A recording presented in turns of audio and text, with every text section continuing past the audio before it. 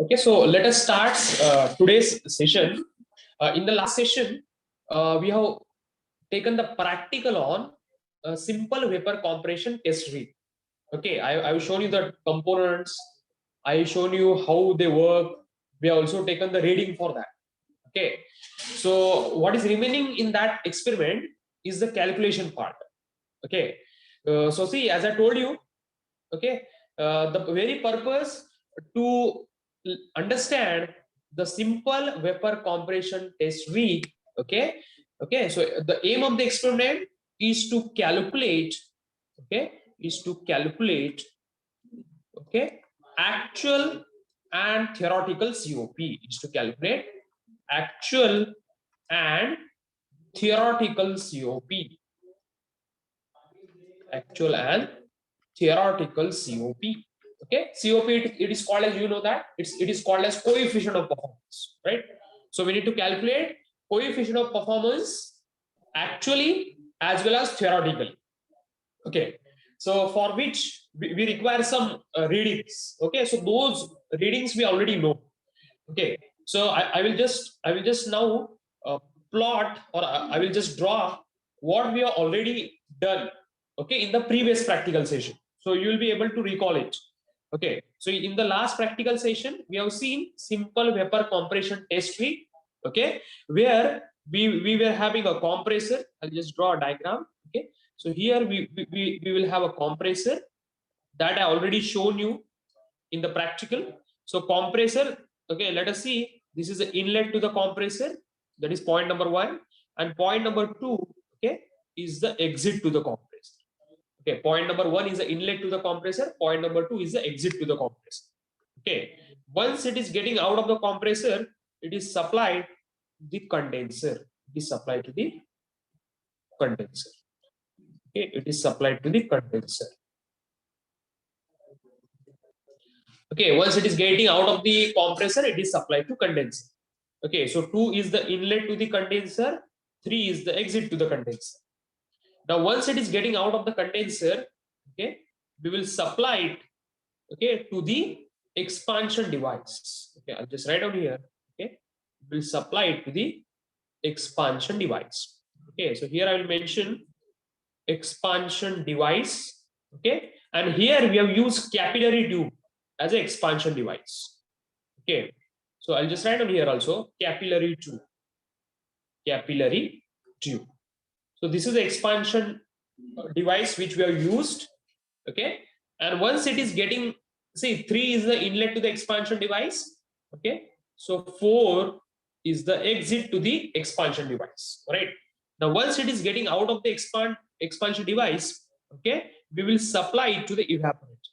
Okay, we will supply it the evaporator. Okay, so this is nothing but evaporator. Okay, it is nothing but evaporator. Okay, and once it is getting out of the evaporator, okay, we will supply it again to the compressor. Okay, so this you can see, it's a closed system, right? It's a closed system, what you can see now, right? It's a closed system, right? Yeah, so it is known as what? It's a closed system, right? Now see, what we have done during practical is we have calculated the temperature T1. Okay, we have measured the temperature T1. Okay, so the temperature T1 was displayed, okay, on the screen there. Okay, we have that knob. Okay, just by rotating the knob we have measured this temperature. Okay, so T1, value of T1 I will just write down, if you can recall that.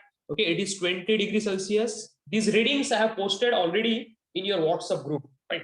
So T1 is 20 degrees Celsius.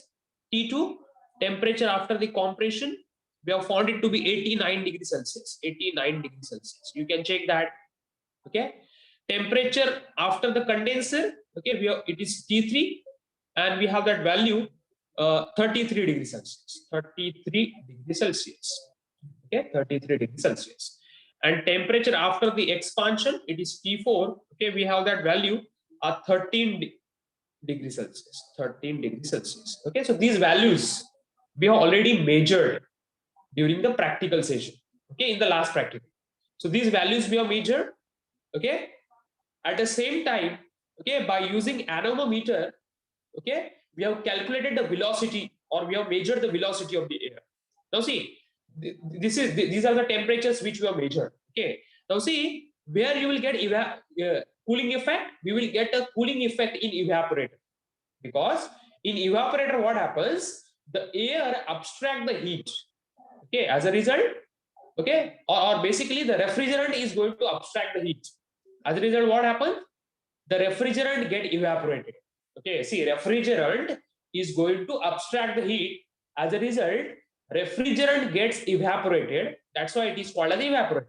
Okay, and we are getting a cooling effect in the evaporator only.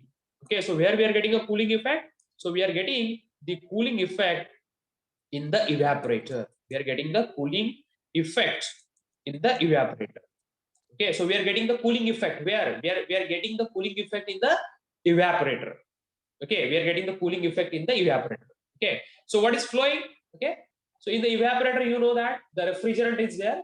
Okay, and when that refrigerant gets evaporated, okay, when the refrigerant gets evaporated, that means what, we are getting a cooling effect, because refrigerant is going to abstract the heat from the food atoms. Okay, refrigerant is going to abstract the food heat from the food atoms. As a result, food atom gets cooled, okay, and refrigerant gets heated. That means it's get evaporated, right? That's why it is called as the evaporator.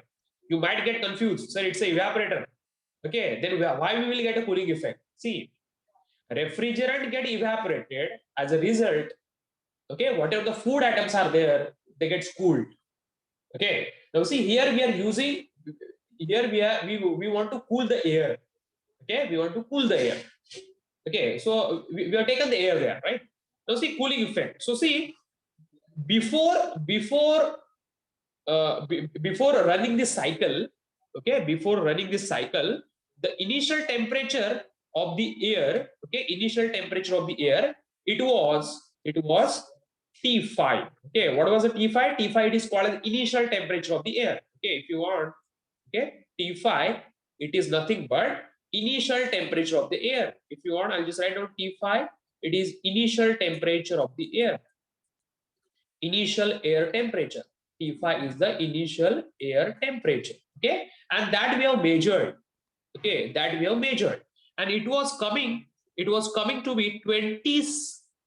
It was coming to be 27 degrees Celsius. Okay, it was coming to be 27 degrees Celsius. Same readings you will observe. Okay, what I posted in a WhatsApp group in the previous practical. Okay, so T5, it's the initial temperature of the air. Okay, that is 27 degrees Celsius. Okay, now by running this cycle, we are able to get the air temperature as T5 dash. Okay, we are able to get the temperature as T5 dash. Okay, so T5 dash. Okay, and that temperature, it's the temperature after cooling. Okay, final temperature of the air, I'll write down final air temperature, final air temperature after cooling. Okay, so final air temperature after cooling, after cooling. Okay, and it was coming to be 17 degrees Celsius. Okay, see, initially that is atmospheric temperature was 27 degrees Celsius. That is atmospheric temperature, and that atmospheric air we have cooled to what, 17 degrees Celsius. We have cooled that into the 70 degrees Celsius. See, in the last practical, what I done, okay, I have just taken above as T5 dash. So no need to confuse. I will just take these as the T5 dash, and these are the T5, right? These are the T5, right? Yes. So there will not be any confusion, right? So at the same time, also we have calculated the velocity of the air. Okay, velocity of the air also we have calculated. Okay, in the duct. Okay, so whatever the air that was flowing through a duct, okay, we have calculated the velocity. Okay, we have calculated the velocity of that, and it was coming as 5.10 meter per second. See these readings. How I calculated the velocity? I have calculated this velocity just by putting an anemometer, okay, in front of the air which is flowing. Okay, provided that direction of anemometer, okay, should be same as direction of airflow. Okay, so that anemometer, when you put in front of flow, okay, it will be directly giving you the value of velocity. Okay, that is 5.10 meter per second. that we already calculated in the last session. Okay, so see all these readings which you can see now, okay, they have been calculated in the last session. Okay, so see now one more reading we have calculated. Okay, that is nothing but a, see all of you, see for running this compressor what we require is we require electricity. For running this compressor we require the electricity. Okay, so what we have done, how much electricity is consumed, okay, by the compressor. Okay, how we have measured, we have measured the time taken, okay, for getting 5 blinks in the electric meter. Okay, we have that meter as what you have it at your home. Okay, that I already shown in you in the last session. So we have taken the time taken for 5 blinks. Okay, so I'll just we already measured that. Okay, so time taken for 5, I'll just write down 5 blinks. Okay, and that we have measured, that is t, that we have measured, and it was coming as 5.84 seconds. So this much time is been taken by the electrical meter, okay, for the 5 blinks. Okay, for the 5 blinks, this much time is taken by the electrical meter. See why we are taken the time taken for the blinks, because see the electricity will be consumed by the compressor. Okay, so for compressor we have supplied the work, that is electricity, right? So that time we will measure, so that we'll be able to calculate how much power is being consumed by the compressor, right? How much power is being consumed by the compressor. So that we have already done. Okay, also we have measured the pressure P1. Okay, that is at the inlet to the compressor. It was coming as a 60 psi. Okay, and also we have measured the pressure that is available at the exit of the compressor, and it was coming to be 220 psi. Okay, so these readings we have observed. These readings we have observed them, right? Yes, is that okay? Yes, let me know. Yes, is that okay, all of you? Yes. Is it okay? Are you able to recall what we have done in the last session? Yes. Yes. See, this we already taken. Simply, I showed you the compressor. After the compressor, it was going to the condenser. After that, it is going to the expansion device. After that, it is going to the evaporator, and it is returning back to the compressor. See, this is a cycle, right? This is a closed cycle. Okay, we have measured the temperature by just rotating the knob there. Okay, also we have measured the initial temperature of the air and the temperature after cooling. See, why we are running this cycle? Because we want to cool the air. Okay, we want a cooling effect. Okay, we want to cool the air. Okay, so before the cooling, what initial temperature was there? It was 27, and after cooling, okay, the air got cooled to 17 degrees Celsius. Okay, that means the temperature of the air got decreased by 10 degrees Celsius, right? It got decreased by 10 degrees Celsius, right? So see here now. Okay, so now we need to calculate. Okay, we need to calculate actual COP and theoretical COP. Okay, and we should be able to compare both the answers, right? So obviously there will be some difference between the actual and theoretical COP. Okay, now let us start with the bottom approach. Okay, see why I told you to start with the bottom approach is, okay, I will leave some space at the bottom. Okay, see if you need to calculate COP, okay, if you want to calculate COP, okay, let us see. Okay, how to calculate COP? COP, otherwise at the last, okay, here I will do. Okay, if you need to calculate COP, how to calculate COP? COP is given by, okay, desired effect upon work input. Okay, how to calculate COP? Desired effect upon work input. Okay, if you want, I'll just make it clear also. Okay, how to calculate COP? COP is given by, see, COP is given by desired effect, okay, upon work input. COP is given by desired effect upon work input. Okay, so see here, see what desired effect we want. See, it's basically, we see this why we are running this, because we want the air to get cooled. Okay, you can see in the result also. Okay, initial air temperature was 27. Okay, final air temperature was 70. Okay, so we want a cooling effect. Okay, we want it to be get cooled. So we want a cooling effect divided by work input. Okay, so obviously work input is supplied to the compressor. Okay, so work supplied, okay, to compressor, work supplied to the compressor, right? How much work we have supplied to the compressor? Okay, so that we need to measure. Is that okay? Is that okay or not? Yes. Let me know. Yes, sir.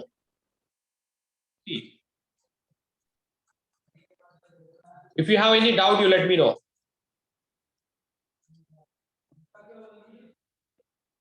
Yes. Is there any doubt with this one? See, this is how I can calculate CO, right? This is how I can calculate CO. Okay. So desired effect, okay, which is cooling divided by work input, that is supplied to the compressor. Now see, cooling is nothing but what? Cooling, I will get it in the evaporator, right? Cooling where I will get it in the evaporator. Cooling effect, I will get it in the evaporator. Okay, so how I should understand what cooling effect I have? Okay, so for cooling effect, okay, I should write down the formula now. Okay, so now let us start with this. Okay, so let us start with one by one term. Okay, I need to calculate now cooling effect. Okay, so how to calculate cooling effect? It is nothing but heat abstract. Okay, it is nothing but a heat abstracted from the air. Okay, because this refrigerant, okay, refrigerant which is present in the evaporator, okay, it will abstract the heat from the air. Okay, see, just in the vicinity of the evaporator, what we have air here, right? See here, all of you, if you want, okay, I'll just show you it, okay, with the different color here. See what we have in the close of this evaporator. We have this air, right? This is the air which is surrounding the evaporator. Okay, so this is the air, okay, which is surrounding the evaporator. Okay, this is the air which is present surrounding the evaporator, right? So what was the initial temperature of the air? It was 27. Okay, see this air, it is surrounding the evaporator. Okay, so what we want to do, we want to cool this air. Okay, we want to cool the air which is surrounding the evaporator. Okay, so what was the initial temperature of the air? It was 27. Okay, and by running this cycle, what temperature of the air we got? Final temperature we got it equal to 17 degrees Celsius, right? So temperature is being decreased by the air. That means we are getting a cooling effect for the air. Okay, but when you talk about the evaporator or the working fluid, in evaporator, what is there? It's a refrigerant. In evaporator, there is a refrigerant. So what happened with the temperature of the refrigerant? It gets increased. Okay, temperature of the refrigerant gets increased, right? So temperature of the refrigerant gets increased. As a result, temperature of the air gets decreased, right? So this is how the cycle works, right? So let us start with now the desired effect, that is cooling. Okay, I want a cooling. Okay, so see, I will calculate now desired effect. Okay, desired effect, as you can see, desired effect, it is nothing but I want cooling. Okay, I want cooling effect, right? So desired effect is nothing but heat abstracted. Okay, so how much heat is abstracted from the air? Okay, see, obviously heat is been abstracted by the refrigerant. Heat is been abstracted by the refrigerant. Okay, but from where the heat is abstracted? The heat is abstracted from the air. See, refrigerant, it is abstracting the heat, okay, and air is losing the heat. Try to understand. See, this refrigerant, okay, which is present in the evaporator, okay, it is what? It is abstracting the heat from the air. Okay, it is abstracting the heat from the air, right? So refrigerant, it is abstracting the heat, and air, it is rejecting the heat. So when air rejects the heat, what happened with its temperature? Its temperature decreases. As you can see, 27 got decreased to 17. Okay. But what happened with the temperature of the evaporator? Sorry, refrigerant? it got increased from T4 to T1. Okay, so now desired effect will be the heat absorbed by the refrigerant or heat rejected by the air. Okay, so how to calculate? We can calculate this as mass of the air, okay, into specific heat of the air into change in temperature of the air, right? Into change in temperature of the air. So obviously we will take initial temperature minus final temperature, okay, because initial temperature is greater as compared to the final temperature. Okay, so I'll just write down this as T5 dash minus T5. Okay, T5 dash minus T, right? T5 dash minus T5. Yeah. So desired effect, as you can see, it's a heat abstracted by the refrigerant or heat rejected by the air. Okay, so it is nothing but mass of the air into Cp of the air into T5 dash minus T5, right? T5 dash minus T5, right? Now see this value we know, Cp of the air, we know, see, all of you try to understand. Cp of the air, see mass of the air, we don't know, right? This term is unknown, mass of the air is unknown, right? Cp of the air, we know 1.005, right? Into T5 dash minus T5, okay? T5 dash 27, T5 is 17, okay? So 27 minus 17. Many of you are confused, sir, why you are not converted that into Kelvin? See, I just need to take a difference, okay? So when you need to take a difference, no need to convert, okay? But because it's a difference only, right? So whether you take it in Kelvin or you take it in degree Celsius, the difference will remain same. Okay, so I have not converted that. Okay, now so let us come back to this point. Cp of the air we know 1.005. These temperatures we know, but we don't know mass, right? We don't know the mass, right? So how to calculate mass? Okay, how to calculate mass? All of you, is there any any idea regarding how to calculate mass? All of you, how to calculate mass of the air? Okay, how to calculate mass? Yes, anybody? How to calculate mass? All of you. Yes. See, you know the formula for density? Density is given by mass by volume. Yes. Density is Yes. given by mass by volume. Is Yes. that okay? Yes. See, density is given by mass divided by volume. Okay. This is basically the formula for density. Okay. Density is given by mass divided by volume. Okay. But see, in this formula, okay, density, you know that density, what is the formula unit for the density? Okay, I'll just show that. What is unit for the density? See, this is how you can remember. Okay, the unit for the density was in the form of, okay, just let me see. Okay, unit for the density was in terms of kg. Okay, kg per meter cube, right? Density it is given in kg per meter cube. Okay, is given by mass. Okay, mass I will write down as it is, divided by volume. Okay, volume we used to take it in meter cube, right? Volume we used to take it in meter cube. Okay, so if you go in this manner, okay, what answer you will get it for mass? Okay, what answer you will get it in mass? You will get mass in kg, right? You will get mass. I'll just write down here. You will get mass. Okay, in what unit? You will get a mass. Okay, in kg. You will get mass in kg. Is that okay? Yeah. Is it okay with this one? Yes, let me know. Yes. Okay, now let us have some different approach here. Okay, this is what, see, this thing you already seen. Okay, now what I need to convey is, see, same I will take density is given by, okay, now I will just play with the units. Okay, I'll just start playing with the units. Okay, now see, all of you, see, if I take the mass, if I take the density now in kg per meter cube, same, I will take density in kg per meter cube. I will take density in kg per meter cube, same. Okay, is equal to mass. Mass I will keep it as it is, divide by, now see, this volume which I used to take it in meter cube. Okay, if I take that volume, okay, in meter cube per second, try to understand. I'll take this volume now in meter cube per second, right? See, same I have. Only volume which was in meter cube, if I change it to meter cube per second, see, meter cube is a volume, okay, and meter cube per second is a volume flow rate.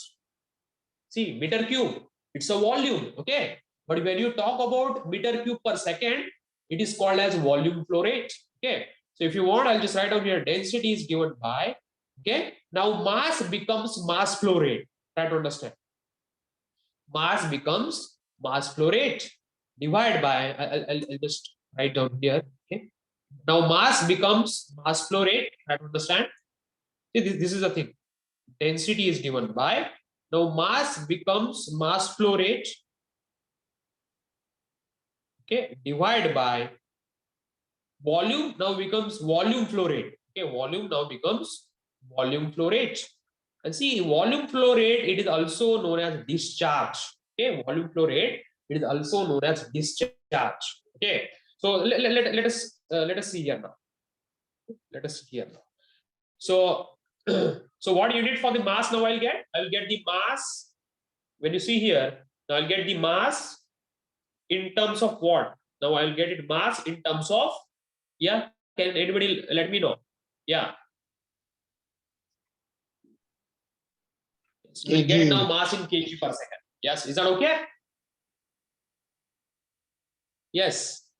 Yes. Meter cube cancelled. We'll get mass in kg per second. See here, this is a mass. Now this is not a mass. Okay, this is a mass flow rate. This is a mass flow rate. Okay, this is a mass flow rate. Right? This is a mass flow rate. Is it okay? So this is how we can understand. Okay. So mass density is mass by volume. But if you take mass in kg per second, okay, it becomes mass flow rate. Similarly, if you take volume in meter cube per second, it becomes volume flow rate. Okay. So see, I'll just show you. Okay. So this volume flow rate, okay, this volume flow rate, okay, this is also known as discharge. See, this is volume flow rate. Okay, that we used to call it as discharge. This is discharge. Okay, discharge, and we will indicate by Q. Okay, so as to avoid any confusion, we will indicate by Q. Okay, discharge we will indicate by Q. Okay, is that okay? So I will just rewrite the new formula now. I will rewrite the new formula now.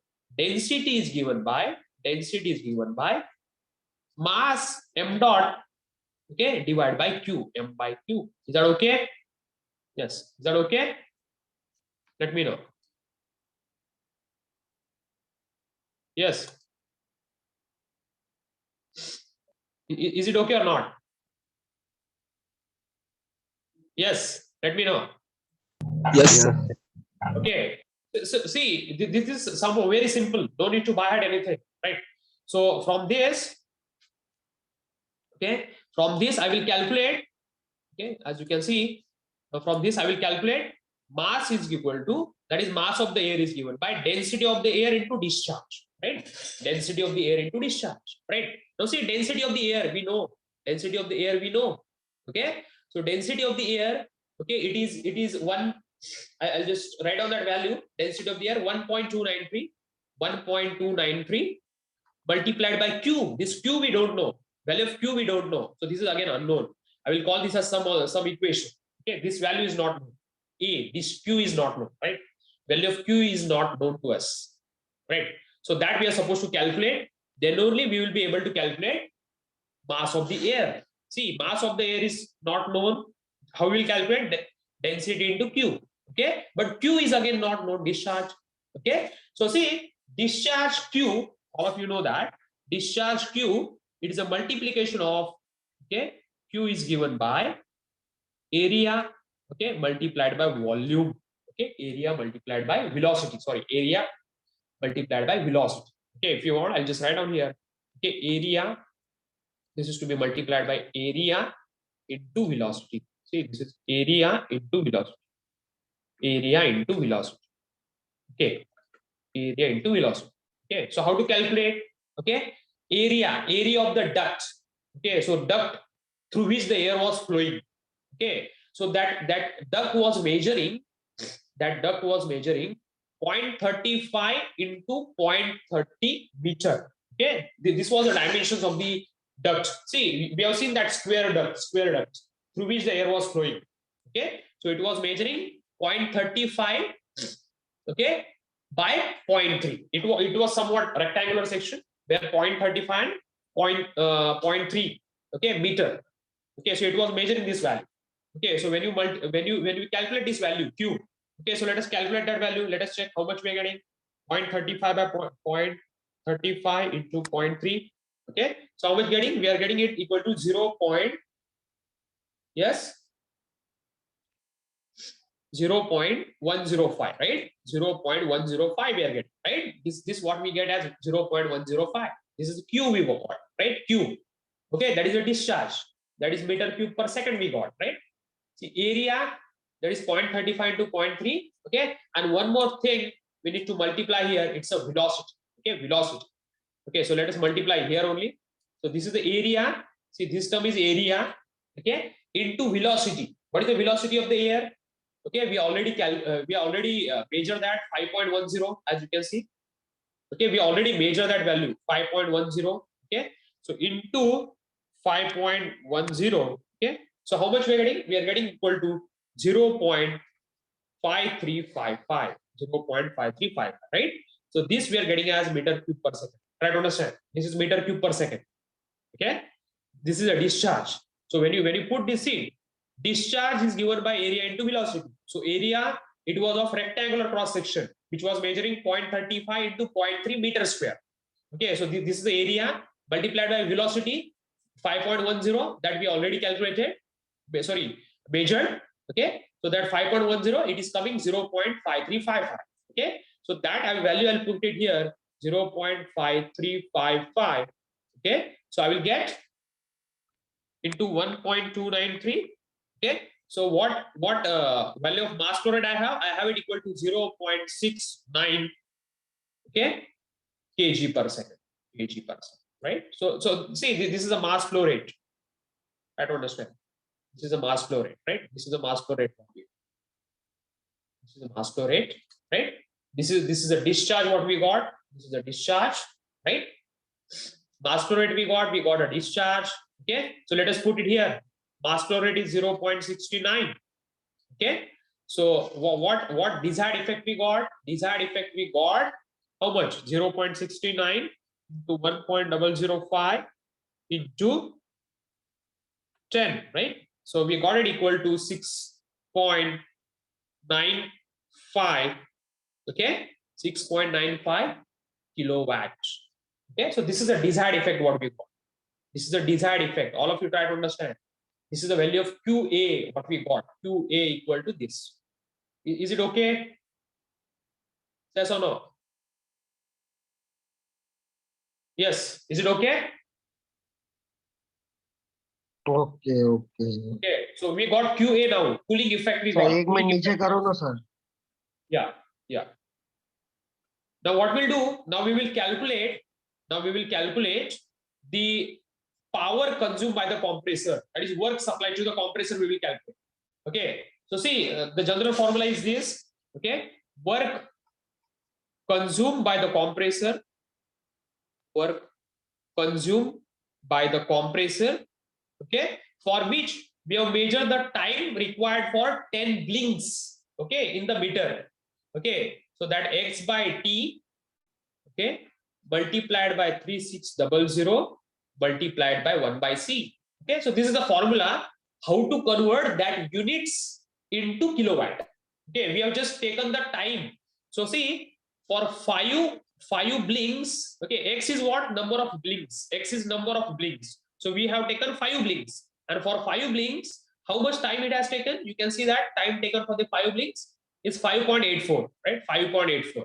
So that value now I'll put it here, 5.84, okay, multiplied by 3600 multiplied by 1 by C, okay, that is 3200.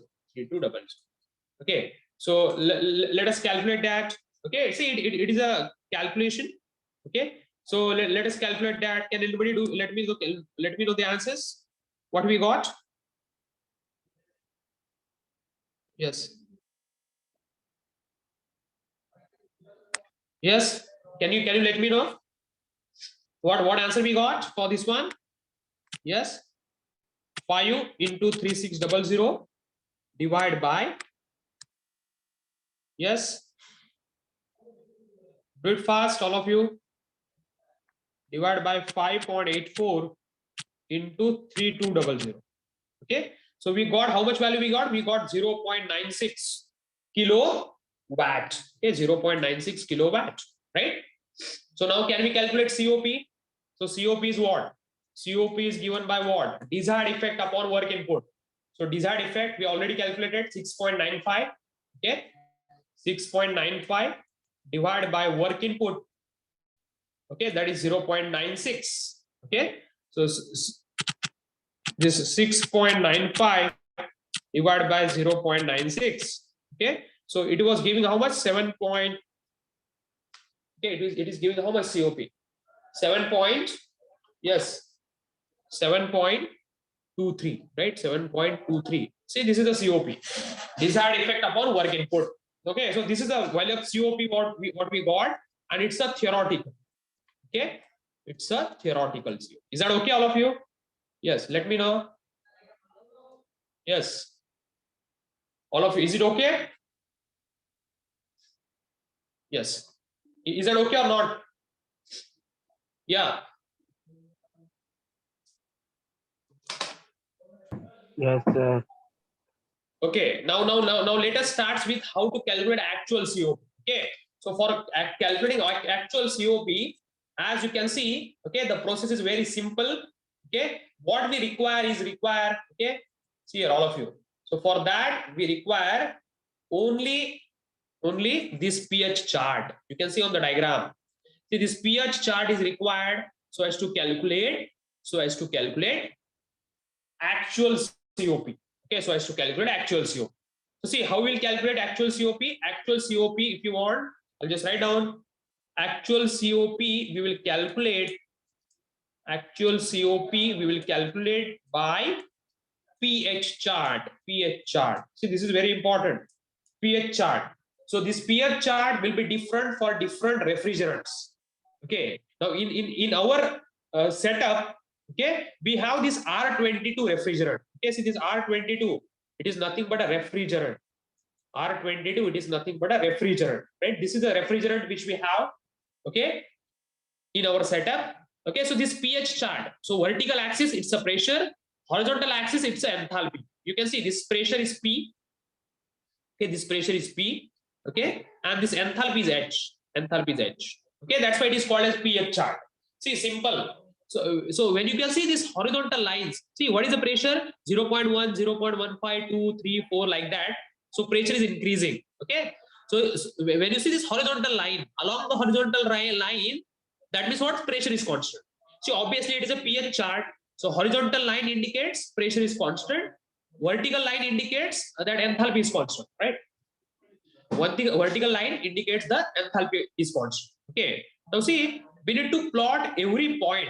Okay, we need to plot now the points. See, all of you, when we see this one, when you see the diagram, okay, we know the temperature. Okay, we should also know the pressure. We have also know the pressure. Okay, so at point number 1, T1 is 20 and P1 is 60. Try to understand. At point number 1, okay, what is P1? P1 is 60 psi and T1 is 20 degrees Celsius. So that I will write down now. Okay, so I'll just write down here. At point number 1, what is P1? P1 is 60 psi. Okay, 60 psi. Okay, and T1 is how much? T1 was, okay, what value of T1 we have taken in the setup? Okay, T1 is 20 degrees Celsius, right? 20 degrees Celsius. So T1 is 20 degrees Celsius, right? So see, at point number 1, we know these two coordinates. Okay, so we can plot this. See, if you need to plot any point on any chart, at least two coordinates should be known. Okay, as it is pH chart. Okay, so on pH chart, we know the pressure as well as we know the temperature. Okay, so see here, all of you. These lines, okay, these lines are constant pressure lines, and the vertical lines are constant enthalpy line. Okay, but see, okay, see all of you, inside this dome, okay, if you can see these lines, okay, you can see this minus 70 degrees Celsius line, minus 60 degrees Celsius, minus 50, minus 40. Okay, so these are the temperature lines. Okay, these are called as temperature lines. So these are nothing but your temperature lines. Okay, So see, similarly, we have minus 30, minus 20, minus 10, 0. Okay. So these are what? These are the temperature lines, as you can see. See, this is a line. This is, let us see. This is a 20 degree Celsius line. So this 20 degree Celsius line, it is starting from, okay, this point. You can see 20 degree Celsius line is starting from this point. It is coming down. Okay. It is just touching this curve. Okay. It is going like this. Okay. And further, okay, it is moving down like this. Is that okay? Let me know. Is that okay? Yes, I've just given only one example. Okay. Okay, I just given similarly, like similar lines you will get it for other temperature also, like minus 10, 30. So these are the constant temperature lines. Okay. So these are the temperature lines you can call 20 degree Celsius line. Just I have only shown. Okay. Yes. Is it okay? Is it okay? Now can we plot the point? Yes. Can we plot now the point number 1? Okay. See, now I will start plotting point number 1. So at point number 1, as you can see, okay, all of you see here. Okay, I want pressure. Pressure is in 60 psi. Okay, so that psi I need to convert into bar. So all of you know that 1 psi is given by 0.067 kilopascal. 1 psi is 0.067 kilopascal. Okay, so this becomes what? P1 becomes what? 60 into 0.067. Okay, bar. Okay, so how much we are getting? P1 value? P1 value we are getting as 4.02. 4.02 we are getting. Okay, so when you multiply it by 0.067, okay, we will get its pressure equal to 4 bar. 4 bar. So approximately 4 bar we can check. So see, all of you, can you see this line, pressure line? Okay, this is 4 bar line, right? This is a 4 bar line, right?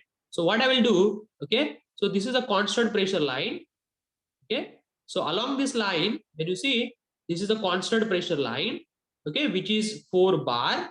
See, I'm moving on a horizontal line. So this is a constant pressure line. Okay, just a minute. Okay, see, this is a constant pressure line. Yes, you can see this is a constant pressure line. But my question is still how much I should move on the right hand side, right? Till what limit I should move on the right hand side. So this 4 bar line should intersect 20 degree Celsius line. Okay, 4 bar line should intersect 20 degree Celsius line. So let us see this 20 degree Celsius line. Okay, so this is a 20 degree Celsius line. You can see that. Yes, yes, all of you. 4 bar line, okay, and 20 degree Celsius line. Okay, you can see here. Okay, see, this is 20 degrees Celsius. See, I'll just show it by different color. Okay, so see this 20 degree Celsius line. Can you see this 20 degree Celsius line? See, this is a 20 degree Celsius line, right? So let us see where it is coming. Okay, so it is coming down. Okay, this is a 20 degree Celsius line, right? Is that okay? Right? See, this is 4 bar line. This is 20 degree Celsius line.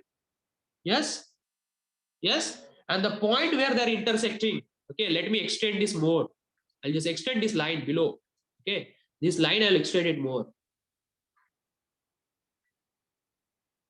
Okay, so the point where they're intersecting, okay, that point, it is nothing but point number 1. Yeah, is that okay? Let me know. See, this is my point number 1. Yes, sir. Yes, sir. In very simple manner, I told you. This is my point number 1. This is 4 bar pressure. This is 20 degree Celsius line. Point where they're intersecting, that is my point number 1. Okay. Similarly, I need to get point number 2. Okay. So for point number 2, okay, I should know the value of P2. Okay. P2, let us check what value of P2 is given. P2 is 220 psi. Okay. 220 psi. Okay. That we have measured in the practical. Okay. So that is nothing but, okay, this 220 into 0.067 bar. Okay. So that is nothing but 14.75 bar. Okay, 14.75 bar we will get. Okay, similarly T2, okay, let us check that. T2, what value of temperature T2 we have? 89, right? 89 degrees Celsius. 89 degrees Celsius, right? 89 degrees. Is it okay, all of you? Okay, let us plot again these points. Okay, see P2 is 14.75. 14.75. Let me plot that. P2 is 14.75. Okay, so approximately you can, I'll just take it approximately 50. Yeah, is that okay? Yes. See, you can increase the accuracy, not a problem. See, 14.75 approximately I've taken equal to 15. I am moving on this line 14.75, right? Yes, 14.75, because that much clarity we don't have, right? 14.75 approximately I've taken 15 bar, and temperature is 89, right? So is that okay? So 89 temperature line, okay? If I just want to plot it here, okay, so you can see here 89, it's approximately, you can see here 90 degrees Celsius line, this one. See, this one is 90. Yeah, is that okay? See this line, all of you. Can you see this 90 degrees Celsius line? Is that okay? Okay. Yes, sir. Okay, so you can see this line, it is coming down like this. Yes. Yes. So this line, 90 degrees Celsius line, it has to intersect, okay, this line. It's a straight line, right? It's a straight line. Okay, so the point where they intersect, okay, that is my point number 2. That is my point number 2. Okay, so I'll just write down this as point number 2 now. This is my point number 2. Is that okay? Yes, sir. Okay, just give me a minute. Okay, see, this is my point number 2. Just give me a minute. I just draw it again. Okay, this is my point number 2. I'll try to collect it. Okay, so this is my point number 2, right? Now see, when I join this line, okay, when I join this line, okay, it becomes my process 1, 2, right? It becomes my process 1 to 2. Okay, so let me join this line now. Okay, so how I'll join the line? See, when I join the line, you can see my line, it is this point number 1 and point number 2, they're in between these two inclined lines, right? So I will just draw the parallel line, okay, which is just going in between the side two lines which are there. Can you see this one? Yeah, can you see this? See how my line is, how I'm marking the line. It is coming in between the two side parallel lines. Yeah, is that okay? Yes, is that okay?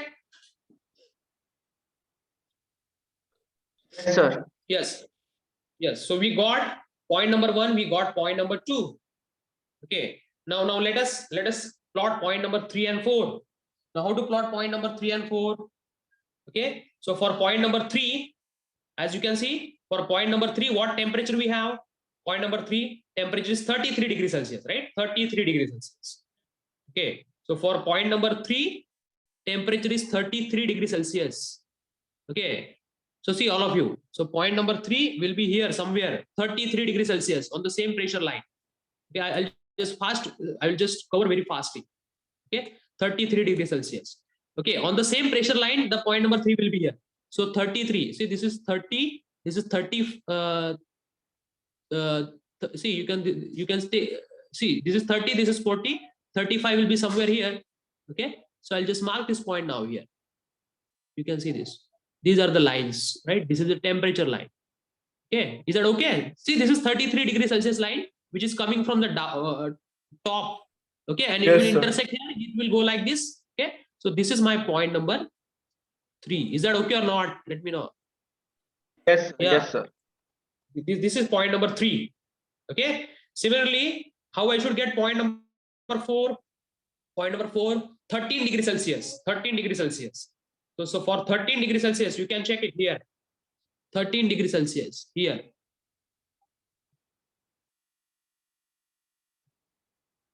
Right? 13 degrees Celsius. See here, you can check it. Okay, this is 10. Okay, this is 20. Okay. Yes. Here somewhere you will get, right? 20. Here you will get 13 degrees Celsius, right?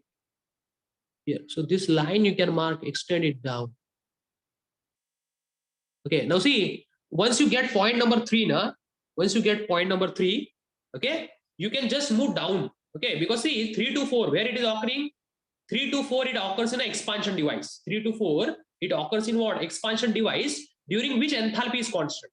Okay, so during expansion, what happens? Enthalpy is constant. Okay, so simply you can move.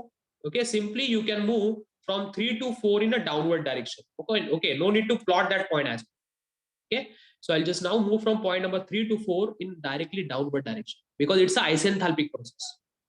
Okay, it's a isenthalpic process. H4, because see, it's what is the meaning of throttling device? Enthalpy is constant, so it's a straight line, right? Is that okay? Yes. Yes, is that okay? Yes, sir. Yes, sir. Okay. Now, how to calculate? How to calculate the actual COP? Simple. Actual COP. Fastly, I will cover. Actual COP is given by, okay, desired effect upon work input, right? So see, desired effect, it is in evaporator. Okay, so 4 to 1 is a evaporator. You can see 4 to 1. This 4 to 1 is a evaporator, right?